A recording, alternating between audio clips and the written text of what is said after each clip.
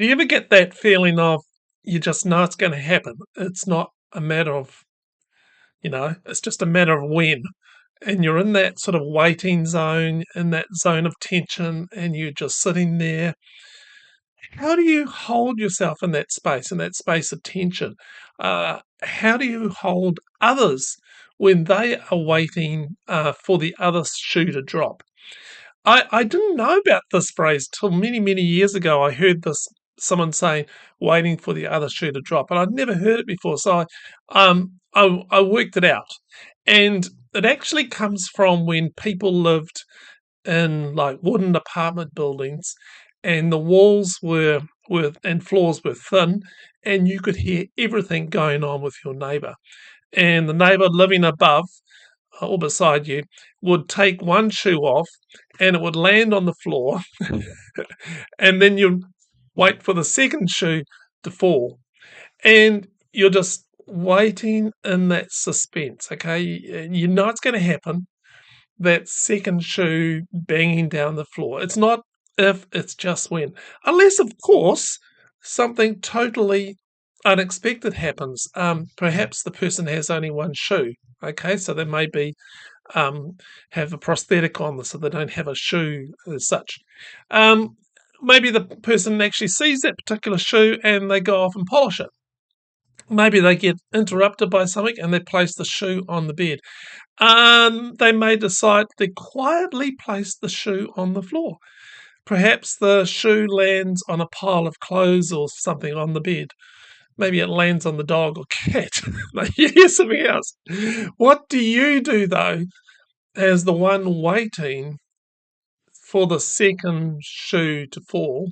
What do you do with the tension? The time between a couple of shoes falling is probably only a few seconds. But what if, in your waiting for the second shoe to fall, and it lingers? And look, I'm not so much talking about shoes falling here. I'm more so talking about the repeatedness nature of traumas. For instance, I've talked to some people who've been physically assaulted and they've been hit once and now they're just waiting for that second blow. And in that tension of when will it come? Perhaps you've been rejected by people. How and when will it happen again?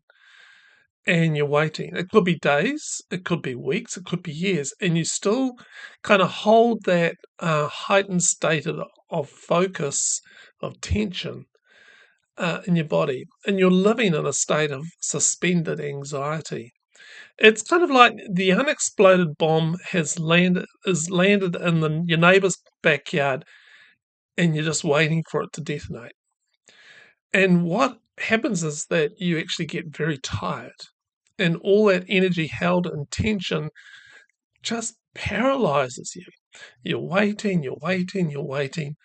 The dread, the uncertainty, the fear, and there's a name for it. Okay, it's called anticipatory anxiety. So, anxiety that you are anticipating. And as I do this particular post, this coming weekend is Easter 2026. In the context of what I'm writing and presenting here, I'm thinking of Jesus walking through the streets of Jerusalem, just totally aware of the brutality of the crucifixion, aware of the force of a nail being struck through a hand, aware of the screams and terror of those being crucified, the knowing of what comes next in a crucifixion shoe drop. Yet he remains totally present in the moment, even in the trauma, even to the point of desiring forgiveness for those trapped in like a complete unawareness of the drama that they were actually part of in his crucifixion. Are you in a place of anticipatory anxiety? Anxiety that there's an anticipation. You're just waiting for that other shoe to fall, as such. And living in this troubled, broken world, I wonder personally, what twists and turns are going to hammer down on my fragile existence? What's next? And it's in that tension, in that kind of a stretched elastic, that I have to find relief, that I seek relief. And it's a bit like, imagine yourself like being like an elastic rubber band that is stretched out. And you're really tight. And if you're stretched too long, a rubber band, it loses its ability to be elastic. And in myself and others, I've found that if we are held in tension too long, we grow tired, we lose our form, we lose our life. And I've been mulling over a definition of anxiety I've written. Okay, here's the definition. Anxiety is the swing of the mind into the future, with the result being anything other than hope. All right, so imagine your mind being like a child swing.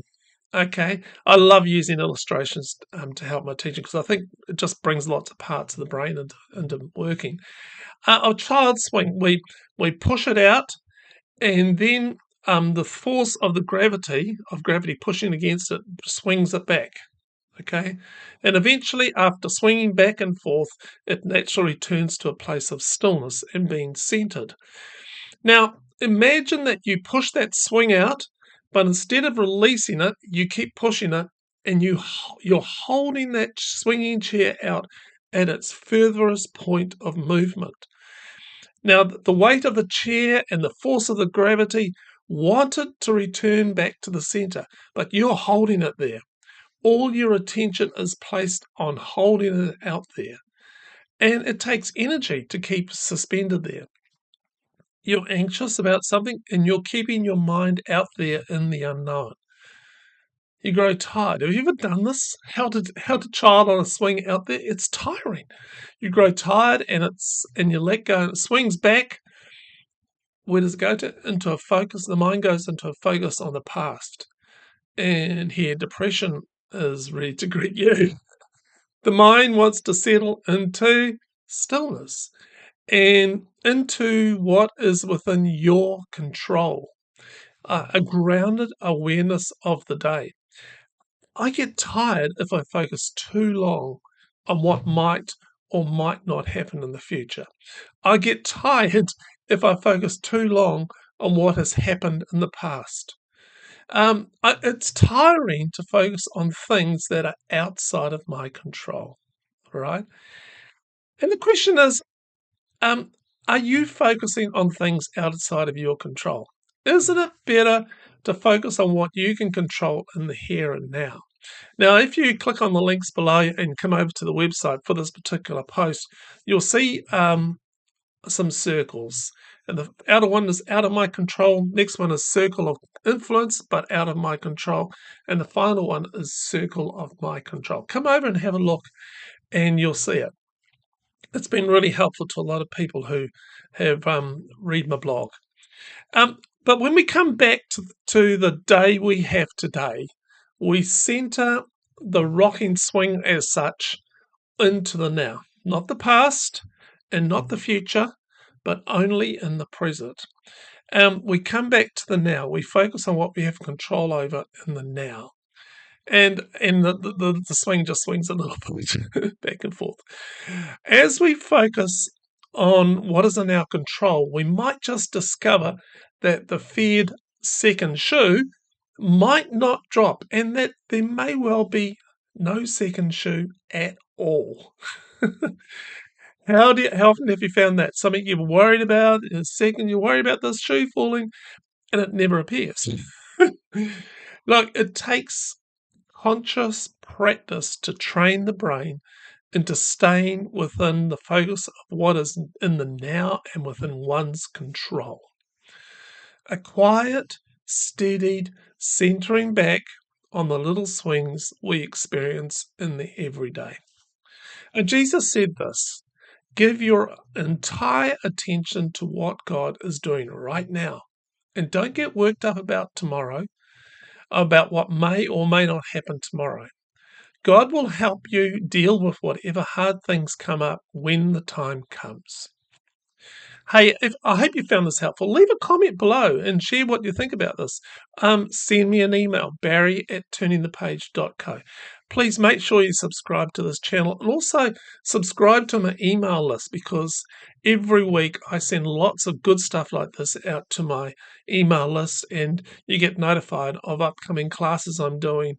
And I'd just like you to be part of our community. But hey, thanks for watching. Thanks for listening. Bye.